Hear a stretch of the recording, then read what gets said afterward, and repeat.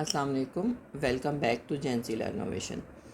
अब जो हमारी लास्ट वीडियो थी उसमें हमने कंज्यूमर क्रेडिट के बारे में पढ़ा था। उसके साथ साथ हमने देखा था कि different types of consumer credit कौन कौन से होते हैं। अब इस वीडियो में हम एक्सप्लोर करेंगे कि जो different types of consumer credit होते हैं वो हर एक के लिए फ़ेवरेबल नहीं होते, मतलब हर एक सिचुएशन में फ़ेवरेबल नहीं होते। तो इसमें हमने देखना है कि suitability of different types of consumer credit but using the real life examples. ठीक है कि हम देखेंगे कि रियल लाइफ में किन जगहों पे हम किस तरह का कंज्यूमर क्रेडिट को अटेन करते हैं या कौन सा हमारे सिचुएशन के अकॉर्डिंग कंज्यूमर क्रेडिट सूटेबल होता है।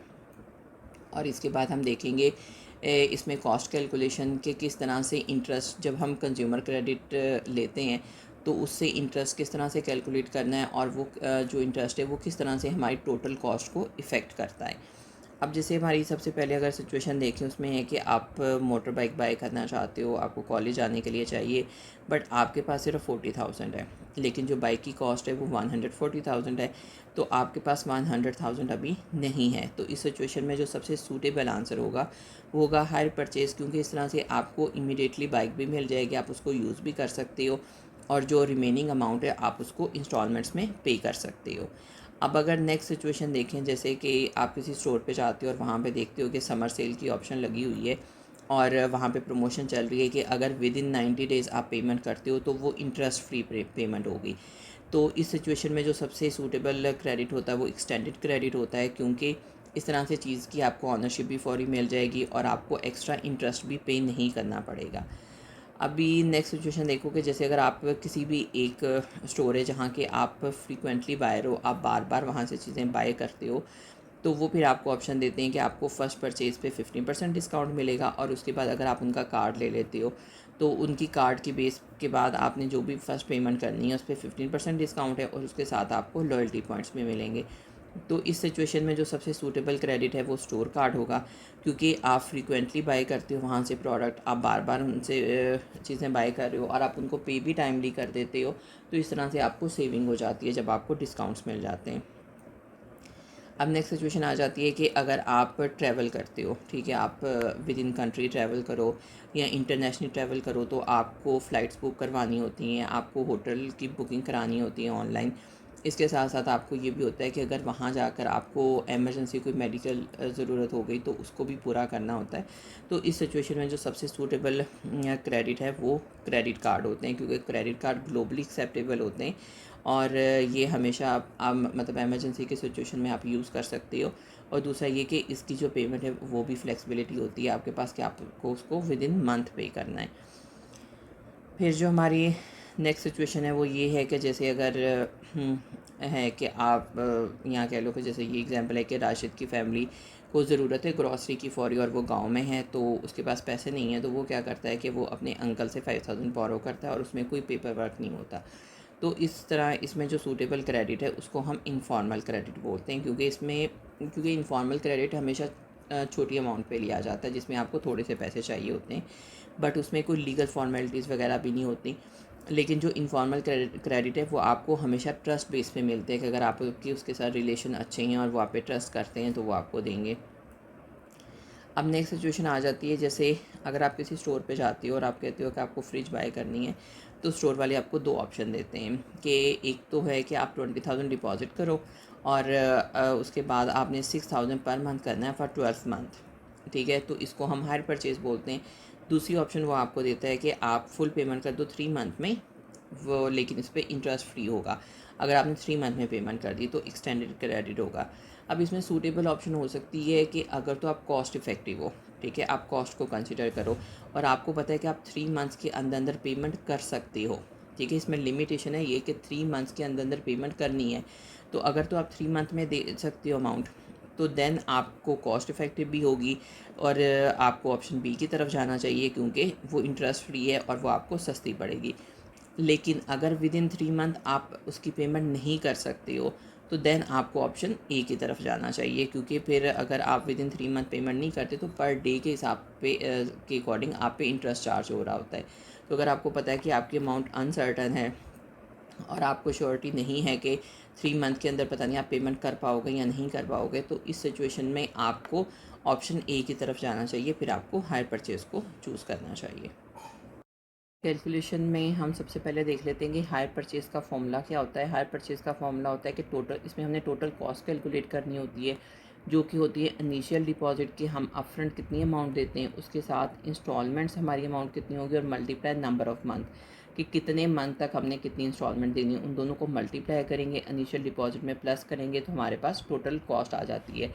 और दूसरी इसमें हमने कैलकुलेशन करनी होती है इंटरेस्ट की, कि इंटरेस्ट अमाउंट कितनी है, तो उसके लिए होता है कि टोटल कॉस्ट में से कैश प्राइस को हम माइनस कर देते हैं, तो हमारे पास इंटरेस्ट अमाउंट आ जाती है। अब देखो, जैसे हमारी ये सिचुएशन है कि एक कस्टमर है, वो बाय करना चाहता है, ठीक है, फ्रिज जिसकी कॉस्ट है $800। तो अब जो शॉप है वो उसको ऑफ़र दो ऑप्शन देती है। एक तो ये है कि 200 आप डिपॉजिट कराओ, उसके साथ 6 मंथली इंस्टॉलमेंट ऑफ $120 की आपने इंस्टॉलमेंट देनी है। और अगर आप दूसरी ऑप्शन देखो, वो एक्सटेंडेड क्रेडिट की है कि अगर आप 3 मंथ्स में देते हो तो फिर नो इंटरेस्ट होगा। अब उसमें उन्होंने पूछ लिया कि आपने टोटल कॉस्ट बतानी है बोथ ऑप्शन की, और एडवाइस करना है कौन सा सूटेबल है। इसमें सबसे पहले हम हायर परचेज़ वाले की कैलकुलेशन करेंगे, जिसमें आ जाता है 200 उसका इनिशियल डिपॉजिट है, प्लस उसकी है $120 अमाउंट फॉर 6 मंथ। तो 120 मल्टीप्लाई 6 हो जाता है 720, तो 200 प्लस 720 जो कि $920 हो जाता है, ठीक है, टोटल कॉस्ट। तो ये इसकी टोटल कॉस्ट आ जाती है 920 अगर आप हायर परचेज़ के थ्रू लेते हो तो। लेकिन दूसरी ऑप्शन है 3 मंथ में अगर आपने पे किया तो ज़ाहिर है आपको 800 ही देना है, तो बी ऑप्शन में आपको $800 ही देने हैं। तो बी वाली ऑप्शन ज़्यादा सूटेबल है क्योंकि उसमें इंटरेस्ट ज़ीरो है, और अगर वो इंटरेस्ट अमाउंट पूछ लेते कि इंटरेस्ट अमाउंट कितनी है, तो वो फिर होगी $920 माइनस 800। तो अगर हम ऑप्शन ए को लेते हैं तो उसमें हमें $120 इंटरेस्ट देना पड़ता है। तो इस वजह से चीप ऑप्शन बी है, तो हमें एक्सटेंडेड क्रेडिट की तरफ जाना चाहिए। अच्छा, अब नेक्स्ट अगर हम क्वेश्चन देखें तो नेक्स्ट आ जाता है, जैसे कि कस्टमर बाय करना चाहता है वॉशिंग मशीन को हायर परचेज़ पे, कैश प्राइस उसकी 60,000 है, वो डिपॉजिट करवा रहा है इनिशियल 15,000, और जो रिमेनिंग अमाउंट है वो 5,500 की इंस्टॉलमेंट दे रहा है फॉर 10 मंथ। तो आप बताओ टोटल अमाउंट उसने कितनी पे की है हायर परचेज़ के थ्रू, और उसका इंटरेस्ट कितना चार्ज किया है। तो इसमें हमारी पहले टोटल कॉस्ट हम फाइंड आउट करेंगे कि वो कितनी पे करता है। वो करता है 15,000 उसका इनिशियल डिपॉजिट है, प्लस उसकी 5,500 इंस्टॉलमेंट्स हैं, ठीक है, फॉर 10 मंथ। तो ये टोटल कॉस्ट हो जाएगी 15,000 प्लस 55,000। तो 55 में प्लस 15,000 करेंगे तो हमारे पास आ जाता है 70,000। तो अब अगर हायर परचेज़ को वो अडॉप्ट करता है तो टोटल कॉस्ट उसको 70,000 देनी पड़ेगी वॉशिंग मशीन की। तो उसने इंटरेस्ट कितना पे करेगा, इंटरेस्ट करने के लिए टोटल कॉस्ट में से हम कैश प्राइस जो कि 60,000 थी वो माइनस कर देंगे, तो 10,000 इसकी इंटरेस्ट है। इसका मतलब 10,000 उसने इंटरेस्ट पे किया है इस सिचुएशन में, ठीक है। इसके बाद नेक्स्ट आ जाता है, अच्छा अब ये फिर वो पहले टाइप का ही है कि आपने 3 मंथ में दे दिया या ऑप्शन बी करनी है, तो फिर ज़ाहिर है इसमें चीपर वे में तो आपका एक्सटेंडेड क्रेडिट ही होगा। अच्छा, अभी नेक्स्ट आ जाता है कि अगर आपने मोबाइल फ़ोन बाय करना है क्रेडिट कार्ड पे, ठीक है, तो अब मोबाइल फ़ोन की जो प्राइस है, जो उसकी कैश प्राइस है वो है 45,000, ठीक है। अब लेकिन वो क्या करता है, वो 15,000 पे कर देता है फर्स्ट मंथ में। अच्छा, आपको पता है कि जब क्रेडिट कार्ड पे हम चीज़ें बाय करते हैं तो फर्स्ट मंथ में जो आप पे करते हैं ना उस पर ज़ीरो इंटरेस्ट होता है, ठीक है। जो इनिशियल अमाउंट आप देते हो ना पे फर्स्ट मंथ में, उस पर 0% इंटरेस्ट चार्ज होता है। तो 15,000 पे तो कोई इंटरेस्ट नहीं होगा। अब रिमेनिंग अमाउंट पे ही उसने कहा है कि बाकी जो बैंक चार्ज करता है वो 3% करता है मंथली इंटरेस्ट रिमेनिंग बैलेंस पे।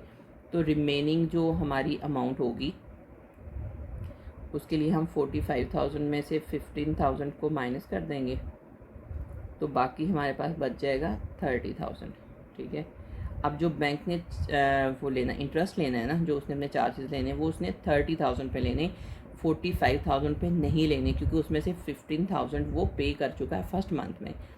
तो अब जो इंटरेस्ट वो चार्ज करेगा, ठीक है, तो वो करेगा 30,000 पे, जो कि उसने 3% करना है, तो 3/100, तो 2 ज़ीरो से 2 ज़ीरो कट जाएंगे तो ये 900 हो जाएगा।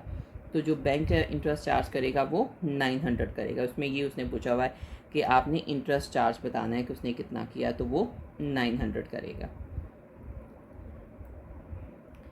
अच्छा, उसके बाद ये है, अच्छा, स्टोर कार्ड की ऑप्शन। अब उसने कहा है कि देखो, अगर आप स्टोर कार्ड की भी ऑप्शन लेते हो ना, और आपने उसकी फ़र्स्ट मंथ में उसकी पेमेंट नहीं की है, स्टोर कार्ड के थ्रू भी अगर आपने चीज़ें ली हैं, तो तब भी आप पे पेनल्टी चार्ज होती है। अब जैसे उसने कहा है कि फ़ातिमा ने स्टोर कार्ड से कपड़े बाय किए जिसकी कॉस्ट थी 10,000, ठीक है, कॉस्ट थी उसकी 10,000, तो लेकिन उसने पे नहीं कर सकी टाइम पे, तो इस वजह से स्टोर ने उस पर 20% लेट पेमेंट का इंटरेस्ट लगाया है। तो अब जो इंटरेस्ट अमाउंट होगी वो हो जाएगी 10,000 इंटू 20/100, तो ये 2,000 आ जाएगा।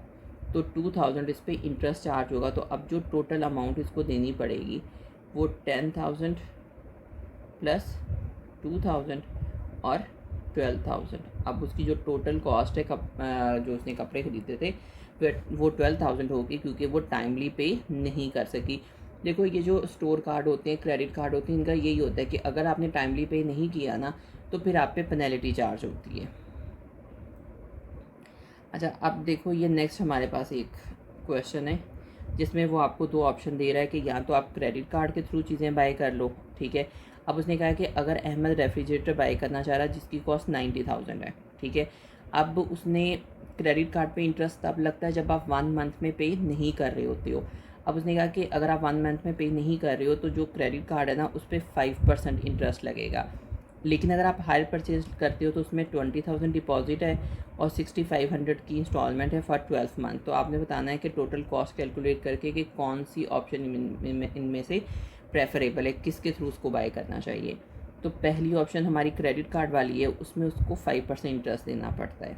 तो हम क्या करेंगे, 90,000 मल्टीप्लाई 5/100, तो 90,000 इंटू 0.05, तो ये आ जाता है 4,500। अब देखो, ये वाली जो कैलकुलेशंस है ना, ये सारी सिंपल कैलकुलेशन है जो मैथ्स में आप एवरीडे मैथमेटिक्स में करते हो, ठीक है। उसमें हम परसेंटेज, इंटरेस्ट कैलकुलेशन सब कुछ करते हैं। तो जिन लोगों का मैथ्स बहुत अच्छा है उनके लिए ये वाली कैलकुलेशन तो कंप्लीट हलवा है, उनको तो कोई प्रॉब्लम नहीं होगी, क्योंकि सिंपल स्ट्रेट फॉरवर्ड इनके फॉर्मूलाज हैं कि जिसमें आपने परसेंटेज निकालनी है और टोटल कॉस्ट कैलकुलेट करनी है। लेकिन जिनका मैथ्स अच्छा नहीं है उनको प्रॉब्लम हो सकती है, ठीक है। अब जो दूसरा है, चूज़ हायर परचेज। अब ये वाला हमारा फर्स्ट ऑप्शन थी क्रेडिट कार्ड, तो क्रेडिट कार्ड में 4,500 उसको इंटरेस्ट देना पड़ेगा, ठीक है। तो जो टोटल कॉस्ट हो जाएगी वो होगी 90,000 कि जो हमारी इनिशियल अमाउंट है, प्लस 4,500 इंटरेस्ट के साथ, तो ये हो जाएगा 94,500। अब अगर हमारी ऑप्शन बी है जिसमें हमने हायर परचेज़ के थ्रू करना है, तो उसमें 20,000 हमारा इनिशियल डिपॉजिट है, प्लस 6,500 इंटू 12, 6,500 इंटू 12, ये हो जाता है 78,000। 20,000 प्लस 78,000, तो इन दोनों को प्लस करोगे तो ये आ जाता है 98,000 टोटल कॉस्ट। तो अब देखो कि हम अगर क्रेडिट कार्ड के थ्रू पेमेंट करते हैं तो हमारे पास 94,000 ऑप्शन है, ठीक है। उसके अकॉर्डिंग हमें 94,000 पे करना पड़ रहा है।